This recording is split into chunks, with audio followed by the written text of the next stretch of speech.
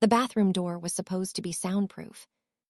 Jaewon learned it wasn't when she pressed her palm over her mouth and heard her own sob echo off the marble tiles anyway. She'd locked herself in the executive washroom on the 9th floor, the one reserved for senior staff she technically wasn't supposed to use, because it was the only place in the building where she thought no one would hear her break. She was wrong. The panic attack had started during the morning meeting. Her supervisor, Director Choi, had presented her work to the executive board without her name attached. 6 weeks of reconstructing corrupted financial records, nights spent cross-referencing offshore accounts, weekends sacrificed to untangle money trails that made her stomach turn, all of it credited to him. When she'd tried to speak up, gently, professionally, he'd cut her off mid-sentence and told her to fetch more coffee. The humiliation burned worse than the exhaustion. Jaewon had graduated top of her accounting program. She turned down offers from legitimate firms because this position promised experience she couldn't get anywhere else. What they hadn't mentioned in the interview was that Choi took credit for everything his team produced and blamed them for his mistakes, or that the company's financial records contained transactions she was increasingly certain were illegal, or that speaking up meant risking everything she'd worked for. She'd held it together until she reached the bathroom.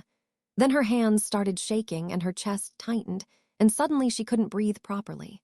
She ran cold water over her wrists the way her therapist had taught her, but the tears came anyway, hot and furious and utterly silent except for the occasional shuddering breath she couldn't control. That's when she heard footsteps in the hallway outside.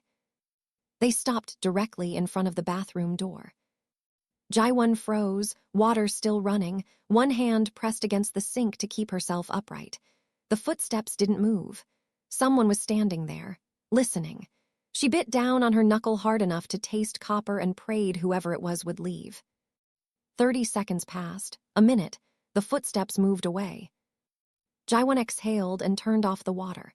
She cleaned her face with shaking hands, fixed her makeup as best she could, and returned to her cubicle on the 7th floor. Her computer monitor displayed the same spreadsheet she'd been staring at for 3 days. Numbers that didn't add up. Payments to shell companies. Dates that coincided with news reports of gang violence in Busan. She'd been hired to organize financial records for what she'd thought was a luxury import business. 3 months in, she knew better. The company laundered money for people who made problems disappear. Permanently. Jaewon had started updating her resume 2 weeks ago. But leaving required a reference, and Choi would bury her career out of spite. She was trapped in a job that was destroying her, working for a man who treated her like furniture, surrounded by numbers that represented things she didn't want to imagine. Her desk phone rang, internal extension, top floor. "Mr. Kang wants to see you," the executive assistant said. "Now." The line went dead.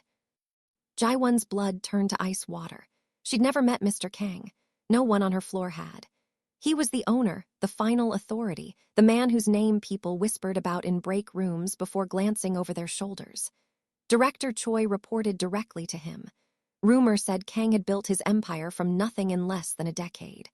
Other rumors said he'd done it by buying police officers and politicians the way normal people bought coffee.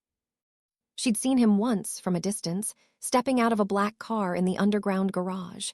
Dark suit, perfect posture, a face that revealed nothing. 2 men in matching suits flanking him like shadows. He'd moved through the building like he owned not just the company but the air itself. If Kang wanted to see her, it meant someone had made a mistake. And in this building, mistakes had consequences. Jaewon stood on legs that didn't feel entirely solid and took the elevator to the top floor. The executive suite occupied the entire level. Floor-to-ceiling windows overlooked the Han River. Everything was steel and glass and money. The assistant, a woman in her 40s with perfect posture and an expression like carved ice, gestured toward the corner office. "He's expecting you." The door was already open. Jaewon stepped inside and immediately wanted to step back out.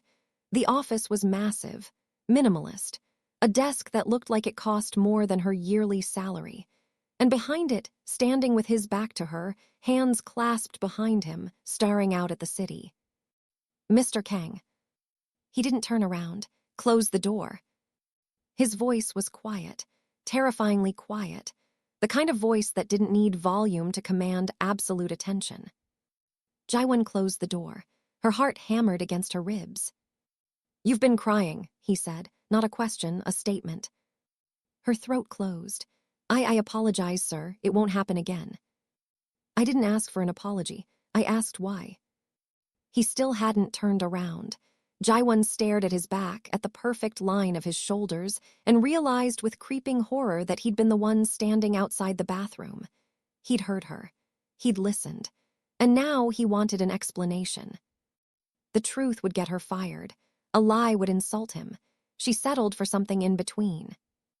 "Personal matter, sir. It won't affect my work." "Your work," he repeated slowly. He turned then, and Jaewon forgot how to breathe. Up close, Kang was younger than she'd thought. Mid-30s, maybe, sharp features, dark eyes that saw too much, no expression at all. "Tell me about your work." It was a trap. It had to be, but she couldn't see the shape of it yet. "I organize financial records. Accounts payable, receivable, reconciliation." "For Director Choi." "Yes, sir." "Who presented your quarterly analysis this morning?" Jaewon's pulse spiked. He'd been at the meeting.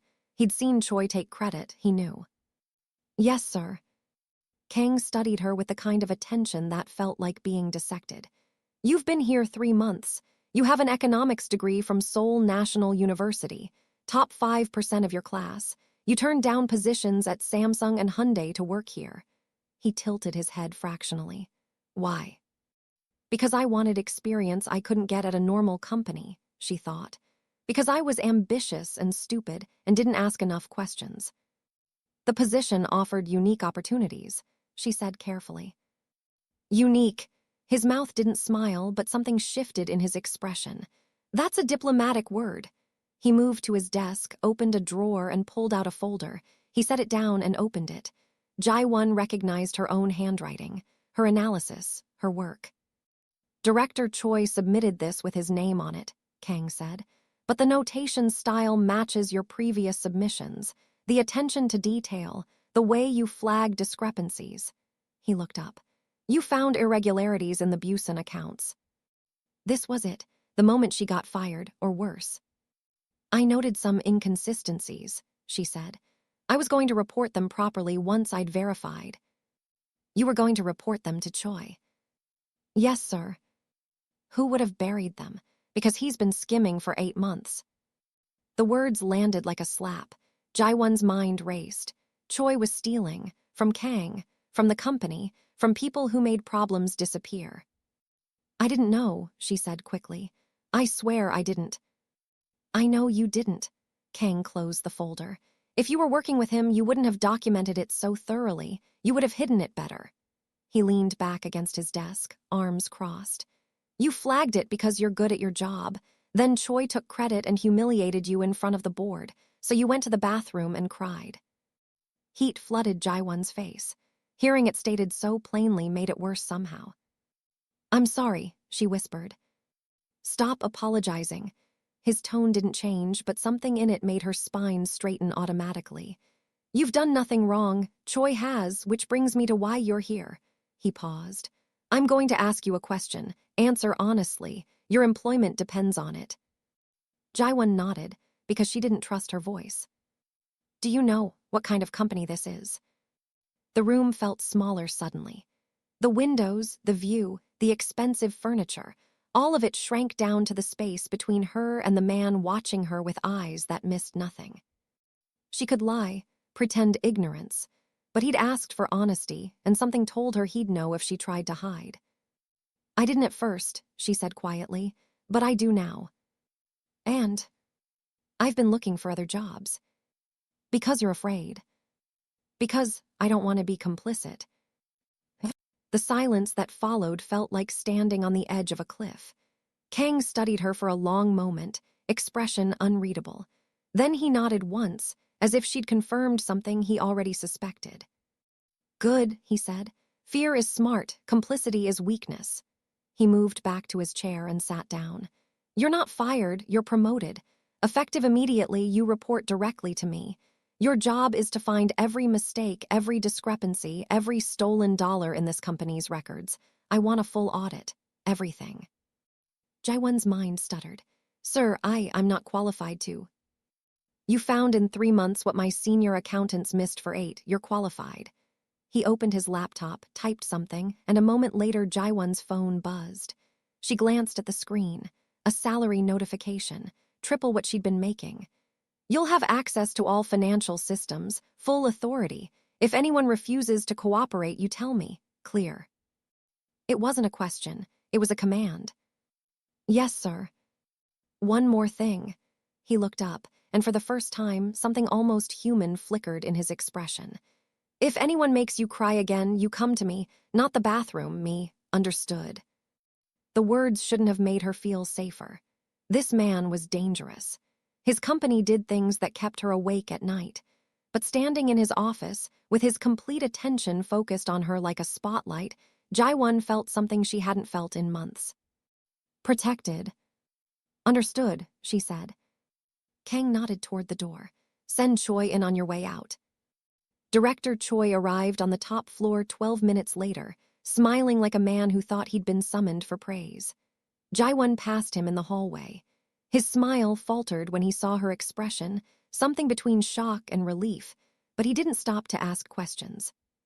She returned to her desk and sat down.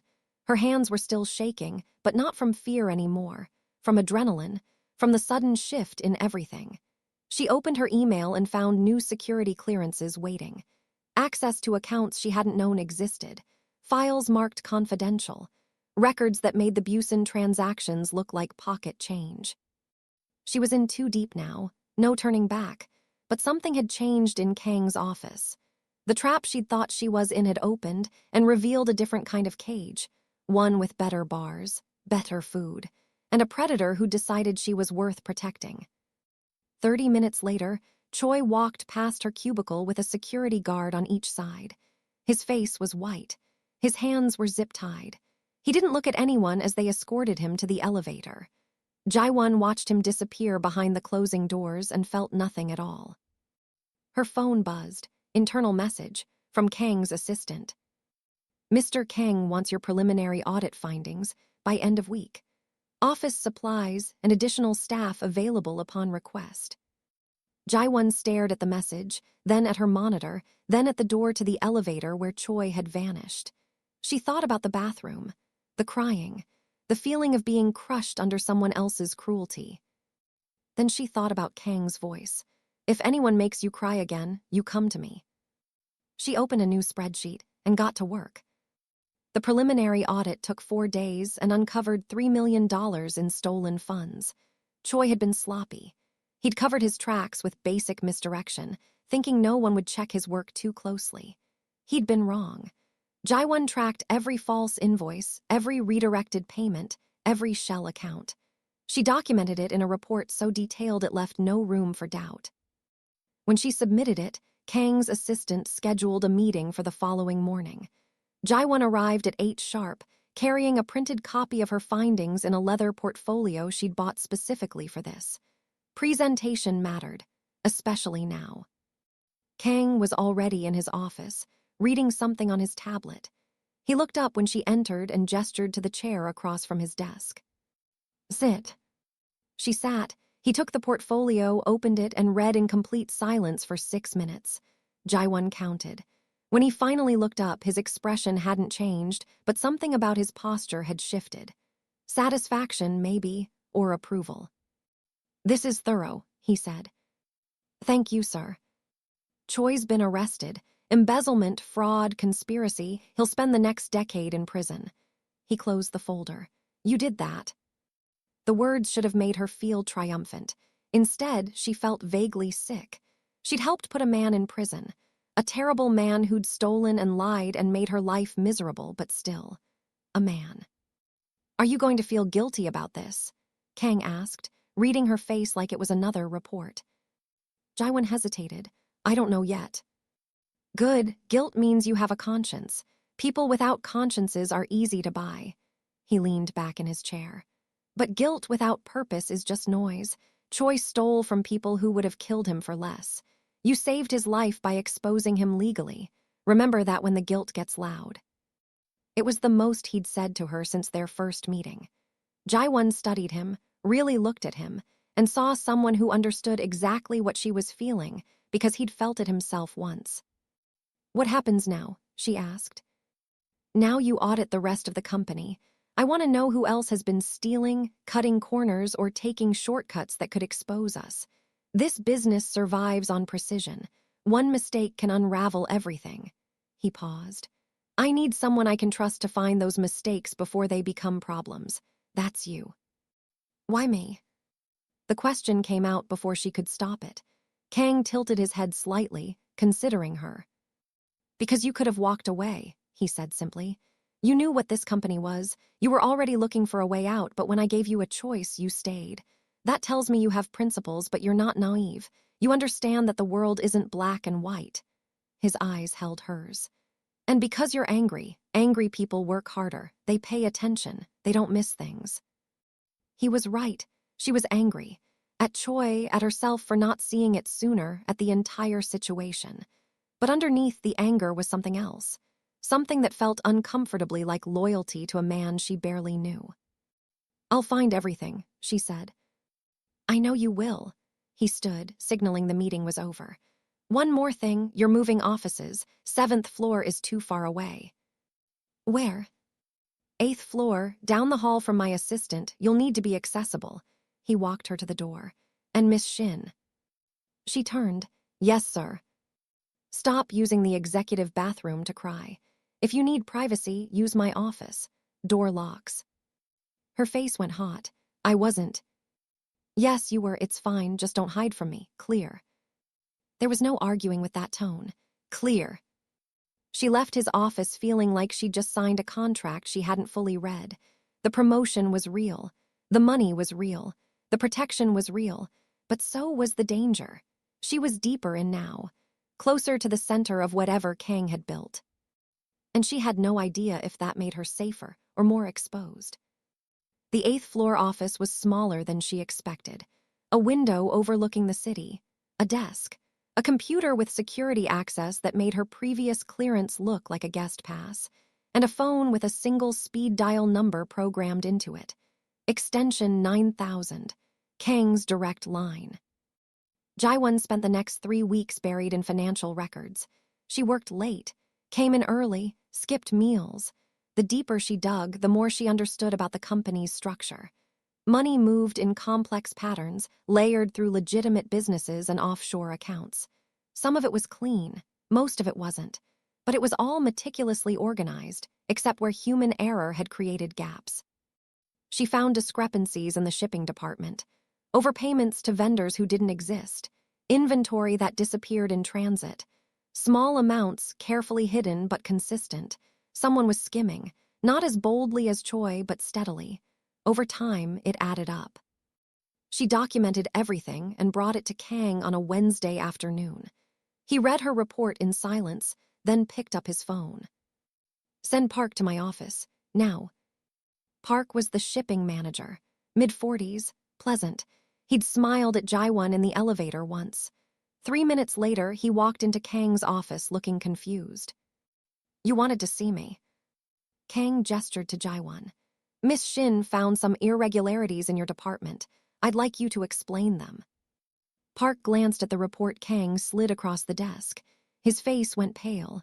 "I don't know what." "You've been stealing for 14 months, small amounts. You thought no one would notice." Kang's voice stayed perfectly level. "You were right until now." "Sir, I can explain." "You have a daughter, medical school, expensive." Kang leaned back in his chair. "You needed money, so you stole it from me." The room went silent. Park looked like he was going to be sick. Jaewon felt a twist of sympathy, then remembered how much he'd taken, how long he'd gone away with it. "You're fired," Kang said. "But you're not going to prison. Your daughter needs her father." He paused. "You're going to pay it back, every dollar. I'm garnishing your severance and your pension. If you're short, you'll work it off. Clear." Park nodded, too terrified to speak. "Get out." Park left without looking at Jaewon. When the door closed, she exhaled slowly. You let him go, she said, surprised. I let him live, Kang corrected. There's a difference. He wasn't malicious, just desperate and stupid. Choi was malicious. He looked at her. You need to understand something. This business requires consequences, but consequences should be proportional. Choi got prison. Park got mercy. You decide which is which based on intent. Jaewon nodded slowly. How do you always know? Practice, you'll learn. He closed the file. Good work, keep going. She kept going. For 3 more months, she tore through every department, every account, every transaction. She found padding in expense reports, kickbacks to suppliers, employees claiming overtime they hadn't worked. Most of it was small, opportunistic. She reported it all. Kang handled each case with the same measured precision. Some people were fired. Some were reassigned. 2 disappeared entirely, and Jaewon learned not to ask where they went. The company tightened. The fear in the building increased, but so did the efficiency. People stopped cutting corners because they knew someone was watching. That someone was her. Jaewon became known as Kang's bloodhound, his audit weapon, the woman who missed nothing. She hated it, and she was good at it. It was a Friday evening in late autumn when everything shifted again. Jaewon was working late, alone on the 8th floor, when her office door opened without a knock. She looked up, startled, and found Kang standing in the doorway. Come with me, he said. No explanation, no context, just a command. Jaewon saved her work and followed him. They took the elevator down to the garage. His car was waiting. Black sedan, tinted windows, driver in front. Kang held the door for her, and she slid into the back seat before her brain caught up enough to ask why. Where are we going? Incheon, there's someone I need you to meet. The drive took 40 minutes. They didn't speak. Kang spent most of the ride on his phone, speaking in low tones in a dialect Jaewon didn't quite follow. When they finally stopped, they were in an industrial area near the docks. Warehouses, shipping containers, the smell of saltwater and rust. Kang got out and gestured for her to follow. They walked to a warehouse with a rolling metal door. It opened as they approached.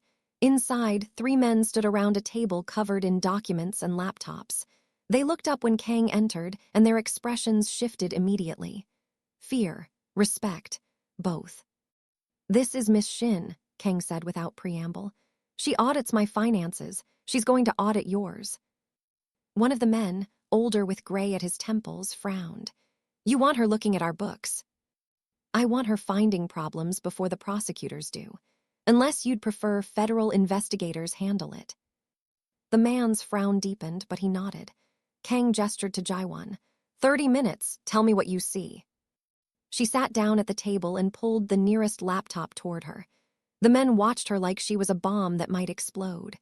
Jaewon ignored them and focused on the screen. Financial records, shipping manifests, payment transfers. It took her less than 20 minutes to find the problem. You're underreporting cargo weight, she said. Customs invoices don't match transport documentation. You're saving on fees, but if anyone checks, it'll trigger a full investigation. Silence. The gray-haired man looked at Kang. She's right. We've been doing it for 6 months. Fix it, Kang said. Retroactively, file amendments, pay the fees, do it before the end of the quarter. He looked at Jaewon. What else? She pulled up another file. Employee payroll is flagged.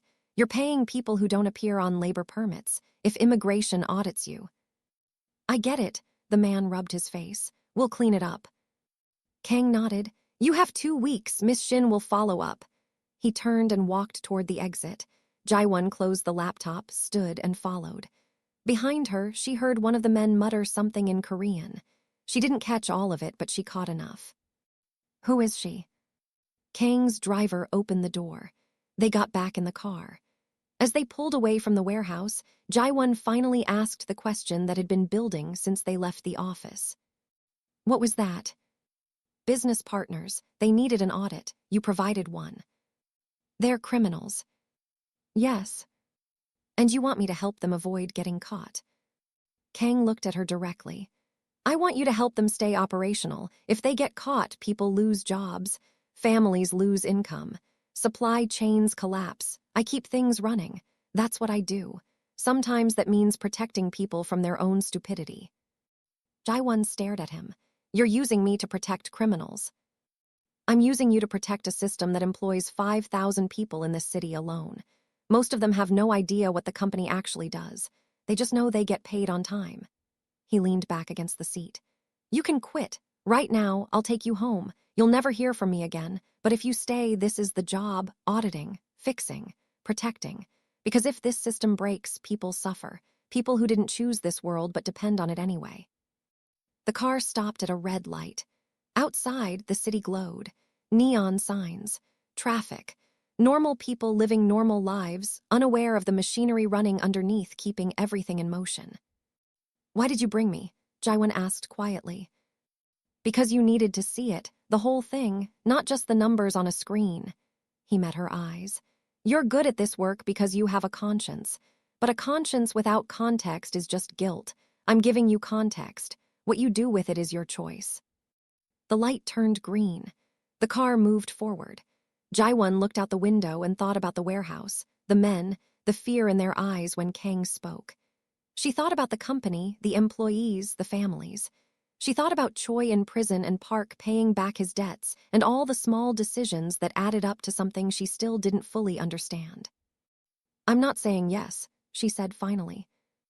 You're not saying no. I need time. Take it, but while you're thinking, keep working. You're already in. Might as well be useful. He was right. She was already in, too deep to pretend otherwise. The question wasn't whether she'd stay. It was whether she'd admit to herself that she'd already decided. Jaiwon stayed, not because she'd made peace with it, but because walking away felt like abandoning something she'd helped build. She continued the audits, tightened the systems, found problems and fixed them before they became disasters. The work consumed her. She stopped updating her resume, stopped looking at job postings, stopped pretending she was going to leave. Kang noticed. He always noticed. But he didn't comment. He just kept giving her more responsibility, more access, more trust. She became indispensable. The person who knew where all the bodies were buried, sometimes literally. It was 6 months after the Incheon warehouse visit when someone tried to kill her. She was leaving the office late, alone, walking to her car in the underground garage. Her heels echoed on the concrete. She just unlocked her car when she heard footsteps behind her. Too fast, too close. She turned and saw a man in a dark jacket, hand reaching inside his coat. Training she didn't remember having kicked in. She dropped her bag, ducked left, and screamed. The sound echoed through the garage. The man hesitated just for a second, and that second saved her life. Kang's driver appeared out of nowhere, moving faster than a man his size should move. He slammed the attacker against a concrete pillar with enough force to crack bone. The man collapsed.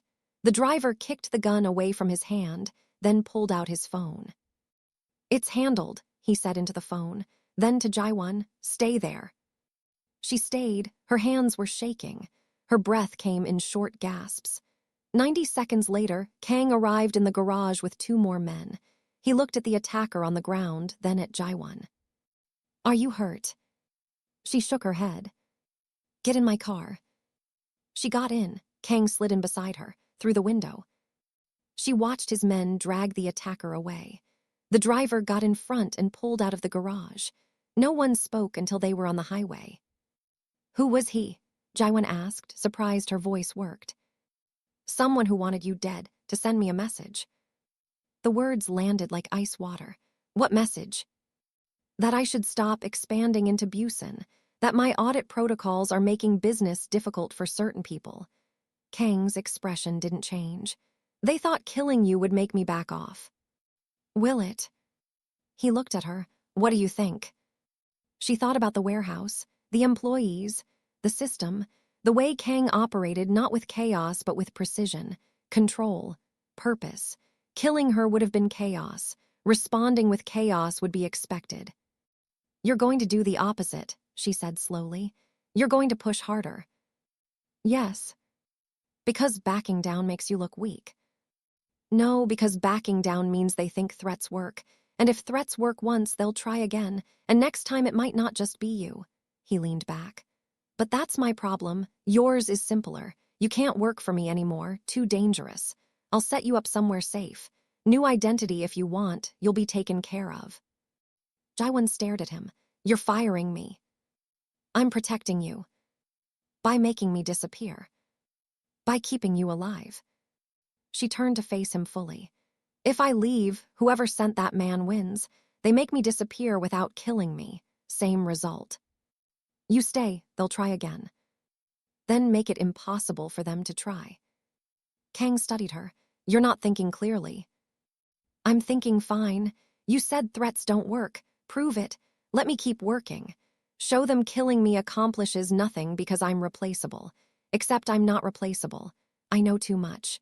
So keeping me alive and working makes you look stronger than letting me disappear. Silence filled the car. The driver glanced in the rearview mirror but said nothing. Kang's expression hadn't changed, but something in his eyes shifted. Calculation. Consideration. You want to stay, he said, not a question. I want to finish what I started. Even if it gets you killed. Even then. More silence. Then Kang pulled out his phone and made a call. Assign 2 men to Miss Shin, round the clock. She goes nowhere alone, ever. He hung up. You stay, but you follow protocols. You don't argue. You don't take risks. Clear. Clear. And you move into the secured building. Company housing. Top floor. 24-hour security. Non-negotiable. She should have argued. Should have pushed back. Instead, she said, okay. The car pulled up to a high-rise building in Gangnam. Kang got out and gestured for her to follow. They took the elevator to the top floor. The penthouse apartment was massive, floor-to-ceiling windows, modern furniture, everything clean and expensive and utterly impersonal. This is yours, Kang said. Security monitors the building, guards in the lobby, panic button in every room. Don't open the door for anyone without clearance. Jaiwon walked to the window and looked out at the city. Seoul sprawled beneath her, glittering and vast and utterly indifferent. Why are you doing this? She asked. Doing what? Protecting me. You could have just let me go, made me disappear like you suggested. But you didn't. Kang moved to stand beside her. Not touching, but close enough that she could feel his presence like heat from a fire. Because you're the first person in 5 years who's told me the truth without flinching, he said quietly. You could have lied in my office that first day, could have pretended you didn't know what this company was, could have played ignorant. But you didn't.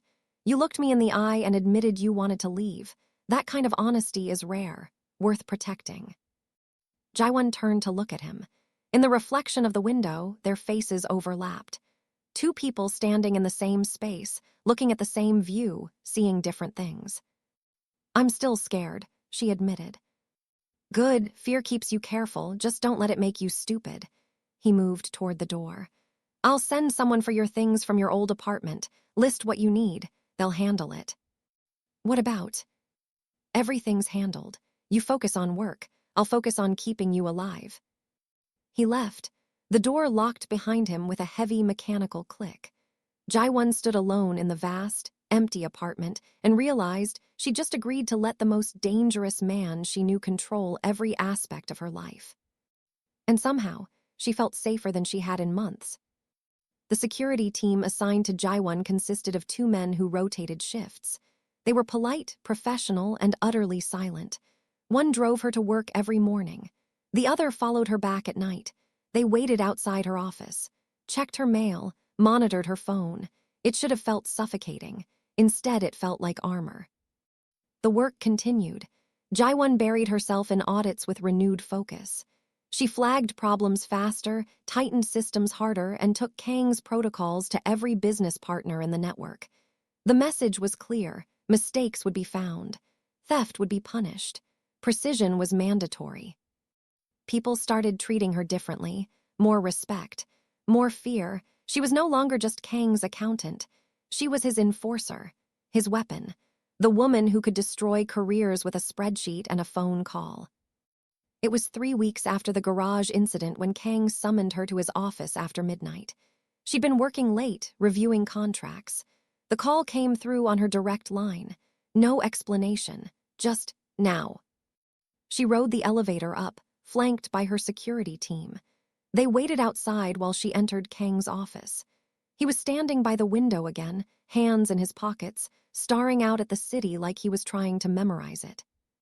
"We found him," he said without turning. "The man who ordered the hit." Jaewon's stomach tightened. "And he's dead." The word hung in the air like smoke. "You killed him."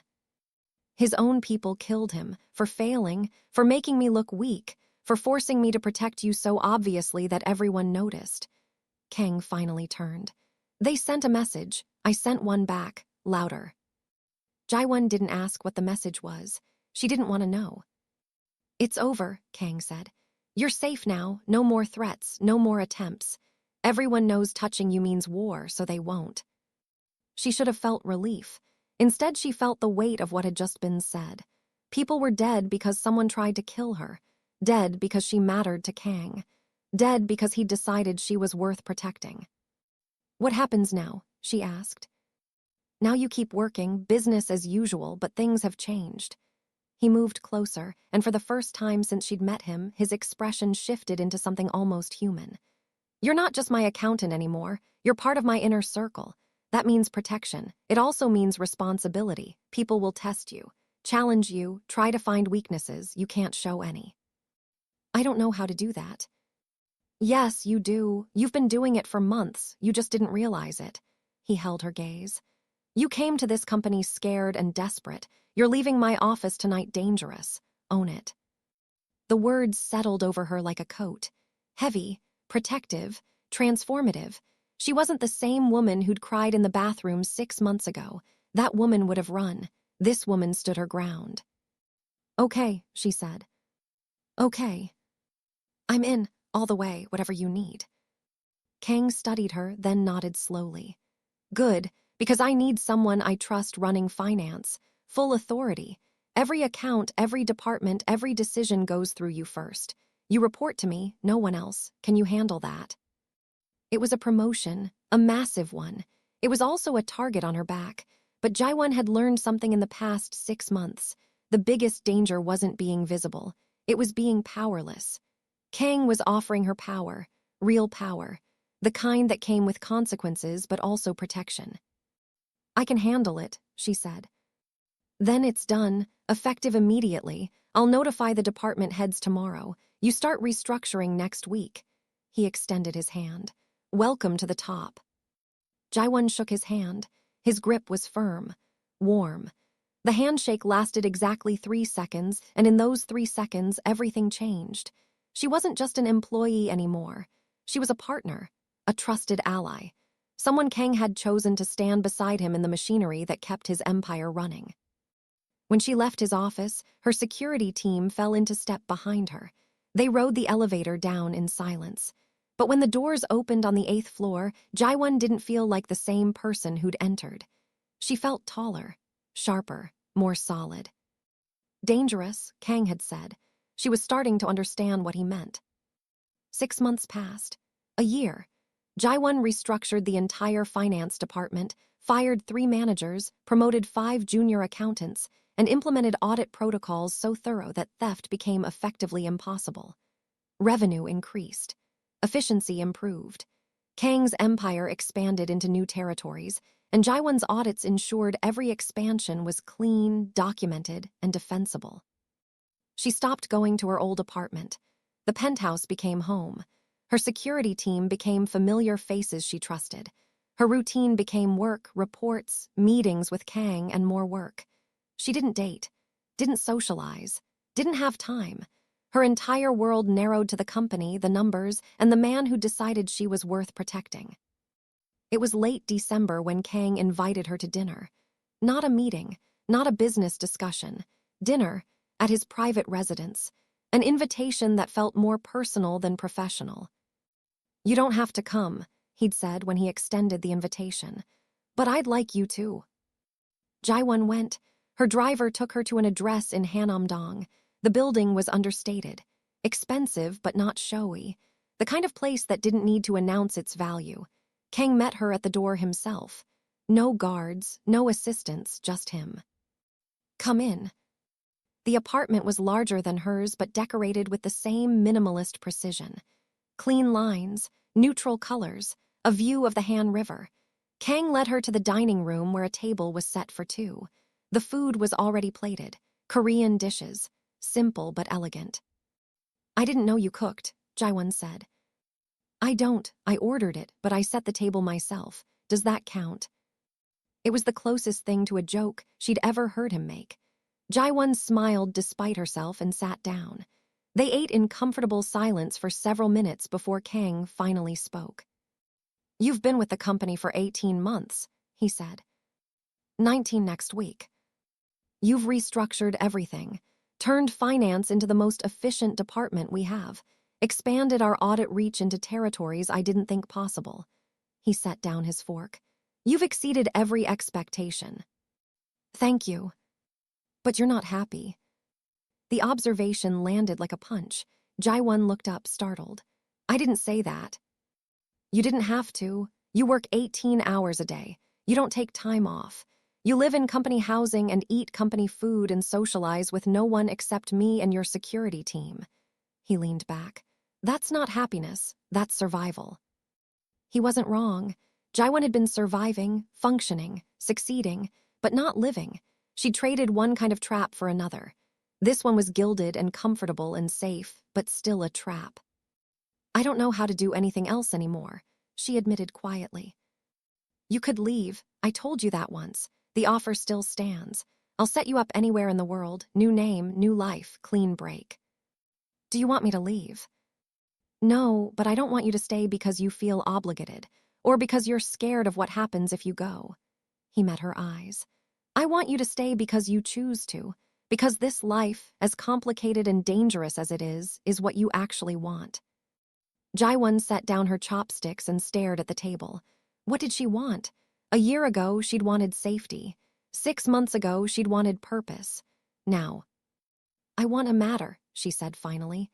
"I spent my whole life trying to prove I was good enough, smart enough, worthy, and no one noticed. Then I met you and you saw me immediately. You trusted me with your entire operation. You let me fix things, build things, protect things." She looked up. "I want to keep doing that, not because I'm trapped, because I'm good at it, because it matters." Kang nodded slowly. "Then stay, keep building, keep protecting, but take care of yourself too. You can't sustain this pace forever." "Can you?" He smiled, an actual, genuine smile that transformed his entire face. "No, but I've had more practice running myself into the ground." They finished dinner. Kang poured tea. They moved to the living room and sat in chairs facing the window. Outside, Seoul glittered. Inside, the silence felt comfortable, like two people who'd fought in the same war and finally had time to rest. "Can I ask you something?" Jaewon said. "Anything."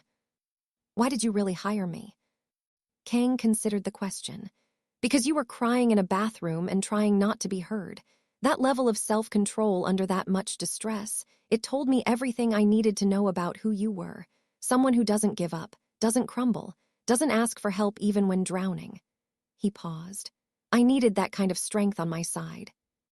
And now? Now I need someone I trust, which is rarer than strength." Jaewon turned the words over in her mind. Trust, the most valuable currency in Kang's world. He'd given it to her slowly, carefully, testing her at every turn. And somehow she'd earned it. "I trust you too," she said quietly. Kang looked at her then, really looked at her, and something shifted in his expression. Not love, not quite, but recognition. The kind two people have when they realize they've built something together that neither could have built alone. "Good," he said, "because I'm about to expand into Japan. I'll need someone managing international audits, someone who understands both the numbers and the culture, someone I trust completely." It was another test, another responsibility, another step deeper into the world he'd built. Jaewon should have hesitated, should have asked for time to think. Instead, she said, "When do we start?" "Next month. I'll arrange everything." They sat together until late into the night, talking about strategy, logistics, the risks and rewards of expansion. It felt less like a business meeting and more like two generals planning a campaign. partners in something bigger than either of them alone. When Jaewon finally left, her driver took her back to the penthouse. She rode the elevator up in silence, thinking about Kang's question. Was she happy? She didn't know, but she knew she was exactly where she was supposed to be. And sometimes, that was enough. The Japan expansion took 3 months to plan and 6 months to execute. Jaewon spent weeks in Tokyo, Osaka, and Kyoto, meeting with partners, establishing protocols, building the same audit systems she'd built in Seoul. The work was exhausting. The cultural differences were challenging, but she navigated it all with the same precision she'd learned from Kang. When she returned to Seoul in late summer, the company had doubled in size. Revenue had tripled, and Jaewon had become something she'd never imagined, indispensable. Kang met her in his office the day she returned. He looked tired, more tired than she'd ever seen him, but he smiled when she walked in. "Welcome back. How is Tokyo?" "Productive. The systems are in place. We'll be operational by next quarter." "Good, I knew you'd handle it." He gestured to the chair. "Sit, we need to talk." Jaewon sat, suddenly wary. Kang's tone had shifted, less business, more personal. "I'm stepping back," he said bluntly. "Not retiring, but delegating more. I've been running this company for 12 years, I'm tired, and I don't trust most of the people in this building." He leaned forward. "But I trust you, completely, so I'm making you CFO, full authority over all financial operations. You'll report directly to the board, but you'll have autonomy I've never given anyone." Jaewon's mind went blank. CFO, Chief Financial Officer. The position she dreamed about back when she was a student who thought ambition was enough. "I don't know what to say," she whispered. "Say yes or say no, but don't say I don't know." She looked at him, this man who'd found her at her lowest point and given her everything, and realized the truth. She wasn't the same woman who'd cried in that bathroom. She'd been forged into something else, something harder, something capable of standing in rooms full of dangerous people and making them listen. "Yes," she said. Kang nodded. "Good, you start immediately. I'll make the announcement tomorrow." "Why me?" "Because you earned it, because I trust you, because you're the only person in this company I'm certain won't betray me." He stood and extended his hand. "Congratulations, Miss Shin." She shook his hand. This time, the grip lasted longer. A moment of connection between two people who'd built something together that neither fully understood, but both valued completely. When Jaewon left his office, she didn't feel triumphant. She felt the weight of responsibility settle over her shoulders like a mantle, heavy, permanent, transforming. She took the elevator down to her office on the 8th floor, her old office, the one she'd occupied for nearly 2 years, and stood in the doorway looking at the space she'd called home. The computer, the files, the window overlooking the city. Tomorrow she'd move to the executive floor. Tomorrow everything would change again. But tonight she allowed herself one moment of reflection. She thought about Director Choi, about the woman she'd been who'd let him steal her work and her dignity. She thought about the bathroom, the tears, the feeling of being crushed under someone else's cruelty. Then she thought about Kang's voice. "If anyone makes you cry again, you come to me." No one had made her cry since, and no one ever would again. Jaewon closed the door to her old office and walked toward the elevator. Her security team fell into step behind her. The building hummed with activity around her, people working, living, surviving in the machinery she'd helped build and maintain. She was part of it now, fully, irrevocably. And as the elevator doors closed and carried her up toward the penthouse where she lived and the life she'd chosen, Jaewon realized something that might have terrified the woman she used to be. She wouldn't change a single thing.